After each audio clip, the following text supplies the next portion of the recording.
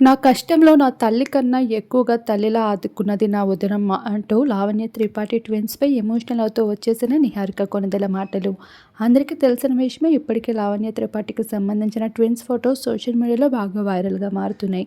అయితే ఇప్పటికే మెగా ఇంట అందరూ ఆడపిల్లలే పుడుతూ రావడంతో లావణ్య త్రిపాఠికి మగబిడ్డ పుట్టాలనే ఎక్స్పెక్టేషన్స్ ఎక్కువగా పెట్టుకున్నారు. మరి లావణ్యకి పుట్టింది కవలలా లేదంటే కవలల్లో మగపిల్లల ఆడపిల్లల అనే ప్రశ్న అభిమానులకి ఇంకా ఒక క్వశ్చన్ మార్క్గానే మిగిలిపోయింది. కానీ నిహారిక కొణిదెలకి మాత్రం వదిన లావణ్య అంటే ఎంత ఇష్టం అనే విషయం ఒక సందర్భంగా షేర్ చేసుకుంది. డివోర్స్ సమయంలో నా కష్టకాలంలో నాకు తోడుగా నిలిచింది మా నాన్న తర్వాత మా వదిన మాత్రమే. అటువంటి వదినకి ఎటువంటి సిచ్యువేషన్లో అయినా నేను తోడుగా నిలుస్తా అంటూ ఎమోషనల్ అవుతూ కనిపించేసింది.